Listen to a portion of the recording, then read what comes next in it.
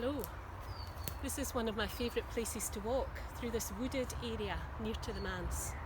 I often come here just to have a walk through the trees. It's usually quite secluded, although people do walk through it. I don't know where you go to find peace, because that is our subject today. This stone I picked up says peace on it. And we're thinking about peace, where we find it, what it is. And I'm wondering whether for you, if you're needing some peace and quiet, do you go to a park in these days of when you're having your exercise? Do you go a walk around the country, or if you live near the sea, is that what does it for you? We all find places where we all need places where we can feel more peaceful. But I suppose the question is peace about a particular place, or can you find peace in a variety of different places? What is peace, and how do you find it? Jesus talked about himself as the Prince of Peace, the one who came to bring peace to us. And so perhaps in relation to his words today, as we're thinking about a reading in Matthew 10, in which he talks about peace, but he also talks about those who try to find their life will lose it, but those who lose their life for his sake will find it. So there's a paradox going on. Is peace for you the absence of conflict? Is it when everything's peaceful and everybody's getting on that you feel most at peace? To be honest, that isn't the context in which Jesus uses the term peace, and often stories in the Bible are about people who find peace in the most difficult of circumstances. During this pandemic, we've had recently so many stories on the television about a lack of peace, about conflict, about marches, about people needing their voices to be heard. And in that situation, sometimes people can feel uncomfortable. However, having peace isn't about keeping quiet. The Church of Scotland has joined with 250 organisations writing to the Home Secretary recently to review the support offered to people who are seeking asylum in the UK. Very recently, on the 8th of June, the Home Office announced an increase of just £1.85 to people seeking asylum, making it just a little more than £5 a day to live on for those who come to this country. And I guess that's an issue perhaps that the Church has decided to speak out on.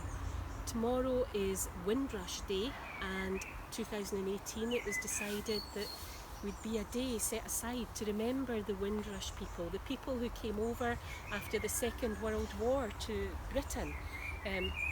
Men and women, families, some of them had been serving in the British Armed Forces during the Second World War, came and made their home here, took on jobs and helped with the rebuilding. And then you'll remember the outcry later when it was the Home Office tried to deport people. So tomorrow is Windrush Day, and we remember the 500,000 Caribbean people who came over. What's that got to do with peace? Is peace about not speaking out? Does it feel uncomfortable when we speak out on issues that cross over into politics? Is there a temptation for us to remain silent? The truth is, if we keep silent on issues of justice, then we risk colluding in an injustice. And the truth also is that the peace that Jesus Christ gives is quite demanding of us, because it demands that we spend time with him. And you might say God's presence is everywhere, and you'd be right to say so. But something more is needed. We're always invited to go deeper in our faith. And as we go deeper in our faith, we discover more of God's heart for all people.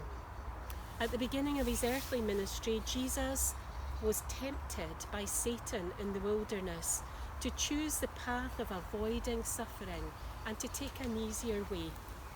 And a few days before he died horribly and publicly, he prayed in the Garden of Gethsemane for another way, but submitted himself to his Father's will by saying, "Not my will, but yours be done."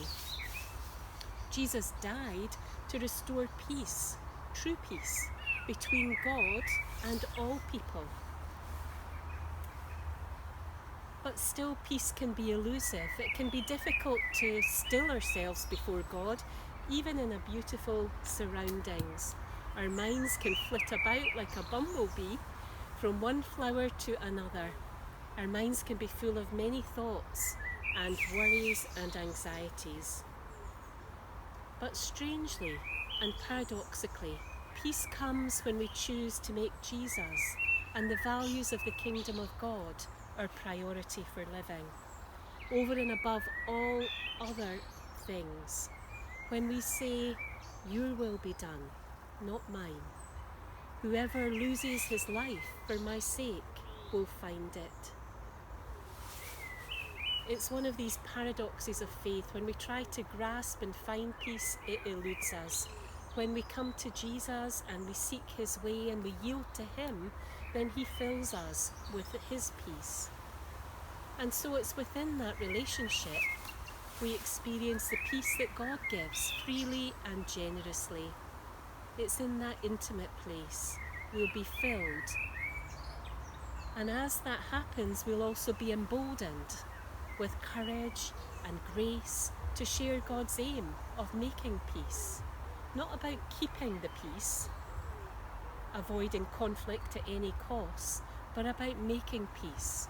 We'll be emboldened to face the attitudes that underpin injustice and hypocrisy in ourselves, in others, and in the church and in society. When we seek out and remain in the presence of God, he keeps us in perfect peace. There's a verse in Isaiah that says, "You keep the one in perfect peace, whose mind is stayed on you, because he or she trusts in you." When we do that, our hope will be secure, joy will bubble up inside, peace will present in ways we do not understand, will be present in ways we do not understand. Strength will be renewed, and we will be emboldened to keep on going, to keep on singing, to keep on praying, to keep serving, to keep loving, to keep speaking out. Blessed are the peacemakers, not the peacekeepers, but blessed are the peacemakers, for they will be called children of God.